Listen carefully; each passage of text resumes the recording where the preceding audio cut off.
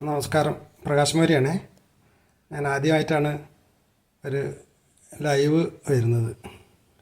Live വരാനുള്ള കാരണം ഒരു ഉപകാരപ്രദമായ വീഡിയോ, പല ആളുകൾക്കും അറിയാത്ത ഒരു സംഭവം നിങ്ങളുമായിട്ട് പങ്കുവയ്ക്കാം എന്ന് കരുതിയാണ് ലൈവിൽ വന്നത്. അതായത് നമ്മൾ ആയോധന കല പഠിക്കുന്ന ആളുകൾ ഒരുപാട് ആളുകളുണ്ടാവും. പണ്ടത്തെ കളരി, ഇപ്പോൾ കരാട്ട പോലുള്ള ആയോധന കല പഠിക്കുന്ന ഒരുപാട് ആളുകളുണ്ടാവും. ഞാനും ഒരുപാട് കാലം ആയോധന കല പഠിച്ചൊരു വ്യക്തിയാണ്. ആയോധന കല പഠിക്കുന്ന കാലത്ത് എൻ്റെ ഗുരുനാഥൻ പറഞ്ഞു വന്ന ഒരു ടിപ്സ് നിങ്ങളുമായി ഷെയർ ചെയ്യാം എന്ന് തോന്നിയത് കൊണ്ടാണ് അങ്ങനെ നേരിട്ട് ലൈവിൽ വന്നത്. അതായത് നമ്മൾ ആയോധന കലയിൽ അങ്കത്തട്ട് അല്ലെങ്കിൽ കളരിയിൽ അങ്കത്തട്ട് പോലെയുള്ള സമയങ്ങളിൽ നമ്മൾ അങ്കത്തട്ടിലൊക്കെ നിൽക്കുന്ന സമയത്ത് നമ്മൾ ഇമ വെട്ടാൻ പാടില്ല. നമ്മൾ ചിമ്മാൻ പാടില്ല. കാരണം നമ്മളെ കണ്ണുകൾ, നമ്മളെ ദൃഷ്ടി എപ്പോഴും പ്രതിയോഗിയുടെ കണ്ണുകളിലേക്ക് മാത്രം ശ്രദ്ധ കേന്ദ്രീകരിച്ചു കൊണ്ടാവണം. ഇമ വെട്ടുന്ന നേരത്ത് ഓപ്പോസിറ്റ് നിൽക്കുന്ന ആളുകൾ നമ്മളെ അറ്റാക്ക് ചെയ്യും. അതാണ് അതിൻ്റെ പതിവ്. ഓപ്പോസിറ്റ് നിൽക്കുന്ന ആളുകളും നമ്മളെ കണ്ണുകളിലേക്കാണ് ശ്രദ്ധിക്കുക. നിങ്ങൾ ശ്രദ്ധിച്ച് കാണും. കളരി ഒക്കെ അറിയുന്ന ആളുകൾക്ക് അറിയാം.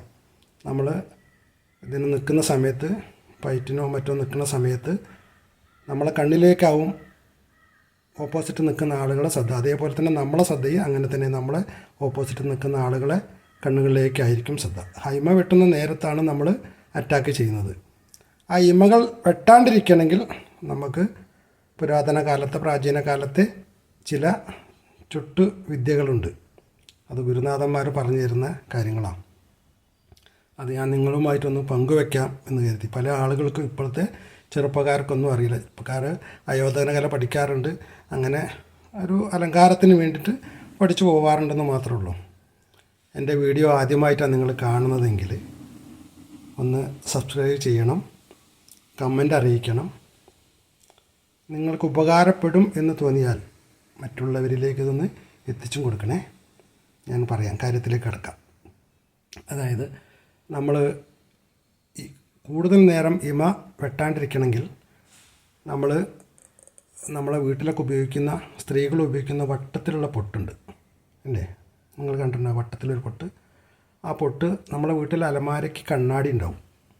ആ കണ്ണാടീൻ്റെ നമ്മളെ കണ്ണിന് നേരെ വരുന്ന ഭാഗത്തേക്ക് ആ കണ്ണാടിയിൽ ആ പൊട്ട് പതിക്കുക.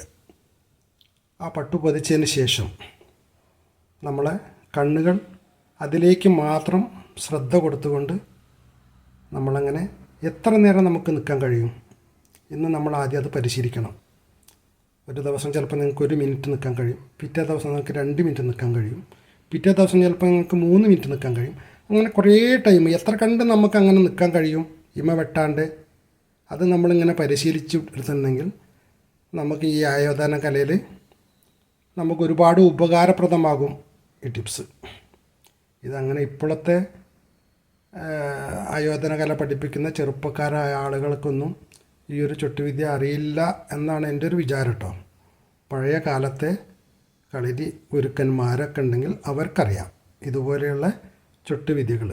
നിങ്ങളൊന്ന് ചെയ്തു നോക്കൂ. നിങ്ങൾക്ക് ഇത് പരിശീലിക്കുകയാണെങ്കിൽ നമുക്ക് ആയോധന കല പഠിക്കുന്ന ആളുകളെന്ന് മാത്രമൊന്നുമല്ല കേട്ടോ, എല്ലാവർക്കും ആ ഒരു ഇത് പരിശീലിപ്പിക്കാമെന്ന്. നമ്മൾ ഇമ വെട്ടാണ്ടിരിക്കുക എന്നുള്ളത് നമുക്ക് ഒരുപാട് കാര്യങ്ങൾക്കത് ഉപകാരം മാത്രമല്ല, നമ്മളെ മൈൻഡിൽ ഒരുപാട് മാറ്റങ്ങൾ കൊണ്ടുവരാൻ സാധിക്കും. നമുക്ക് മനുഷ്യൻ്റെ മൈൻഡ് ഉണ്ടല്ലോ, ആ മൈൻഡിൽ ഒരുപാട് മാറ്റങ്ങൾ കൊണ്ടുവരാനും നമുക്ക് സാധിക്കും. മറ്റുള്ള ചിന്തകളിലേക്കൊന്നും നമ്മൾ പോകില്ല. നമ്മളെ ചിന്തകൾ കംപ്ലീറ്റ് നമ്മൾ ആ പൊട്ടിലേക്ക്, പതിച്ച പൊട്ടിലേക്ക് മാത്രമായിട്ട് നിൽക്കും.